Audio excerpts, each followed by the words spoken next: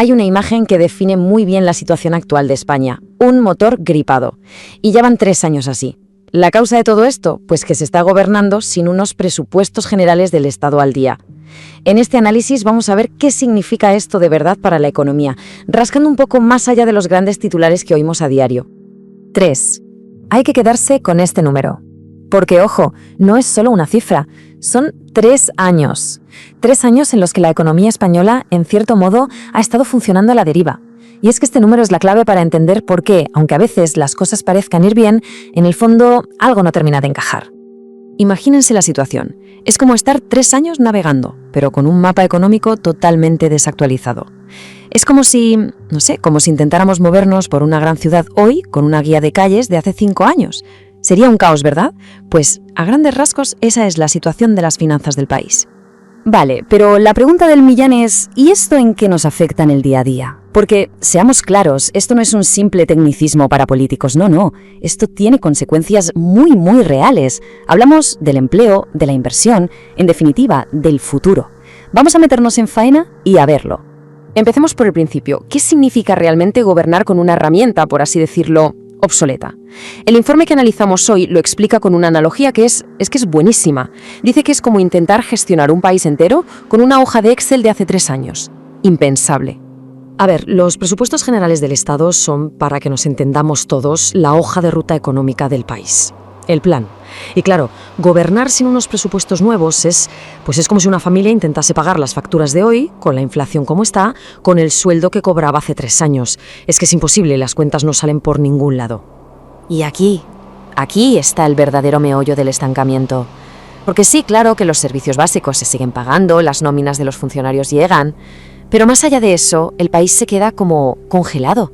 No se pueden lanzar nuevas ayudas, es imposible planificar inversiones a futuro, no se pueden ajustar las políticas a la inflación real. El informe lo resume muy bien. España no está avanzando, está simplemente sobreviviendo. Bueno, pues ahora vamos a entrar en la parte más interesante, yo creo.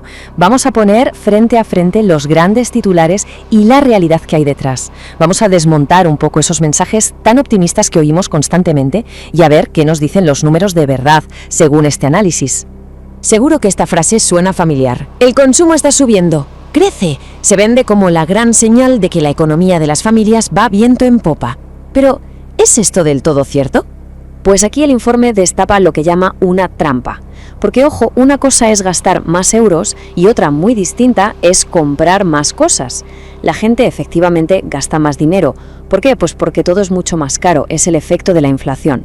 Pensemos en el ejemplo clásico. Si la cesta de la compra antes costaba 50 euros y ahora cuesta 65, la estadística te va a decir que el consumo ha subido. Pero la realidad, la que vive la gente, es que se está llevando menos productos a casa. Venga, pasemos a otro gran titular, el empleo. El mensaje que nos llega es rotundo. El empleo va genial, es muy sólido. Y a primera vista, las cifras de creación de puestos de trabajo parecen espectaculares, la verdad. Pero como siempre, el informe nos anima a leer la letra pequeña. ¿Y qué nos encontramos ahí? Pues, por ejemplo, que un contrato de tan solo 3 horas a la semana ya cuenta en las estadísticas como un empleo. O que un trabajador fijo discontinuo, que está en su casa sin trabajar, no figura como parado. El análisis es demoledor. La temporalidad no es que haya desaparecido, es que se ha transformado en parcialidad. Es un maquillaje de cifras, pero la calidad real del empleo lamentablemente no está mejorando. Y ahora, la inversión, que al final es el motor que impulsa el futuro, ¿no? Pues, ¿qué pasa aquí? Sin presupuestos, la inversión pública está prácticamente congelada. Y la privada, claro, con este panorama de incertidumbre, pues pisa el freno a fondo. Y otra vez nos topamos con la inflación, que vuelve a distorsionar los números. Parece que se invierte más dinero, sí, pero en la práctica se construyen menos cosas, se crean menos empresas, se innova menos. Entonces, si los pilares de dentro, como el consumo de verdad o la inversión, están tocados, la pregunta es, ¿qué está sosteniendo todo esto? Pues bien, el informe apunta a una serie de factores externos que son los que, de momento, están manteniendo los números a flote. El análisis lo deja bastante claro, la verdad. La economía ahora mismo se apoya en 4 grandes pilares, pero que vienen de fuera. El primero y el más evidente, el turismo, nuestro motor de toda la vida. El segundo, la bajada de los precios de la energía, que nos ha dado un buen respiro. En tercer lugar, la inmigración, que está dando un empujón a la demografía. Y por último, algo de inversión que llega del extranjero. Pero aquí viene lo importante. Todo esto crea una base muy frágil.